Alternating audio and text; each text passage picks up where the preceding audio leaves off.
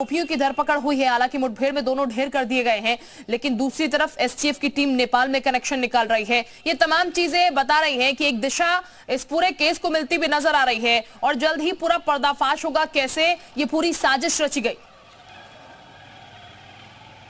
देखिए, बिल्कुल उमेश पाल की हत्या 24 फरवरी को जिस तरीके से होती है, उसने कानून व्यवस्था पर सवाल खड़े किए। पहली बार प्रयागराज में पुलिस कमिश्नरेट लागू हुआ, दिसंबर में यहां पुलिस कमिश्नर की तैनाती होती है।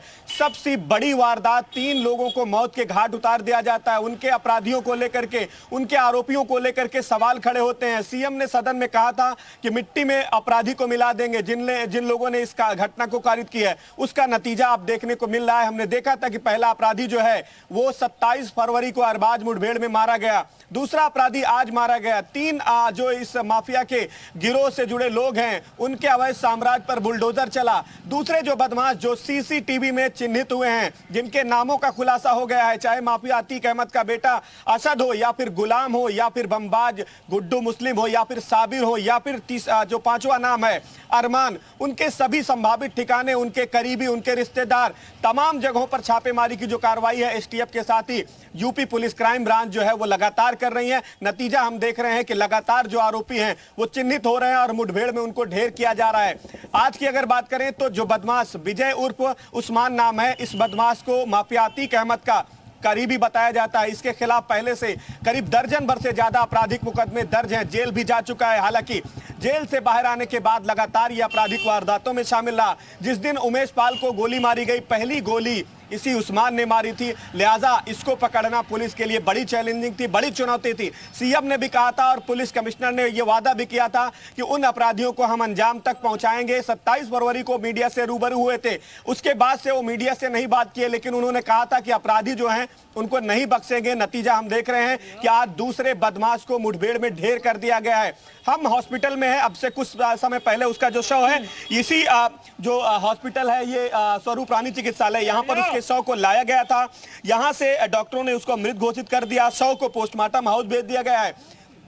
विधिक प्रक्रिया अपनाने के बाद शव जो है वो परिजनों को सुपुर्द कर दिया जाएगा। लेकिन संदेश साफ है कि उत्तर प्रदेश में अपराध जो है वो नहीं पनपने देंगे, अपराधियों के मंसूबों को नहीं पनपने देंगे। उनको अंजाम तक पहुंचाने का जो बीड़ा है, सीएम योगी ने 2017 में जब पहली बार मुख्यमंत्री बने थे, तभी उन्होंने कह दिया था कि यहां अपराधियों का जगह नहीं है, या तो जेल है या तो फिर वो कहीं न कहीं से उनको शमशान घाट यानी कब्रिस्तान भेजा जाएगा। और ये साफ नजर आ रहा है कि गुफरानी कार्रवाई इसी तरीके से आगे भी चलती रहने वाली है। ये तमाम जो चीजें हो रही हैं उससे दिख रहा है। आप बने रहिए हमारे साथ, वापस मैं आपके पास लौटूंगी। विशाल भी इस वक्त हमारे साथ जुड़ चुके हैं।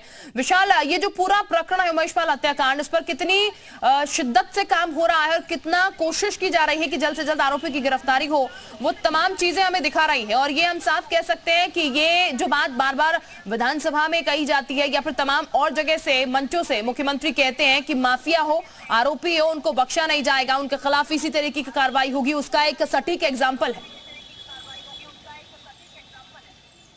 देखिए, बिल्कुल निश्चित तौर पर जो जिस तरह से इनकाउंटर हुआ है उससे एक चीज़ तो बिल्कुल साफ है कि तमाम जो अपराधी हैं वो पकड़े जरूर जाएंगे, भले ही थोड़ा सा लेट हो जाए, क्योंकि लगातार जो उनकी लोकेशन है उसके जो जानकारियां हैं वो यूपी एसटीएफ जैसे ही चुन जाती है वैसे ही वो अपराधी जो है अपनी लोकेशन बदल दे रहे हैं। तो ये थोड़ी सी एक मुश्किल जरूर आ रही है, लेकिन अब जिस तरह से लगातार यूपी एसटीएफ की टीम लगभग तमाम आरोपियों की लोकेशन जो है वो जो है पूर्व की ट्रेस कर चुकी है और इसके साथ साथ 2 इनकाउंटर हो चुके हैं। तो एक चीज़ तो बिल्कुल साफ है कि आने वाले समय में अब इस पूरे मामले को लेकर जो और भी आरोपी हैं उन सब की गिरफ्तारियाँ जल्द होंगी, चूँकि उत्तर प्रदेश के मुख्यमंत्री ने साफ तौर पर निर्देश दिए थे, खुद इस पूरे मामले का संज्ञान लिया था और यहां तक कि विधानसभा में माफियाओं को लेकर जो बात कही थी और इन्हीं सब चीज़ों को लेकर सीधे तौर पर एक संदेश साफ है सरकार का कि उत्तर प्रदेश में माफिया राज नहीं चलने दिया जाएगा। और इसीलिए अब एक एक करके कार्रवाइयाँ जो हैं वो होती हुई नजर आ रही हैं। अगर आप देखिए तो प्रयागराज की जो ये इनकाउंटर है, आज सुबह 2:30 बजे ये पूरा इनकाउंटर हुआ है। उसके बाद ये जानकारी जब साझा हुई है कि यही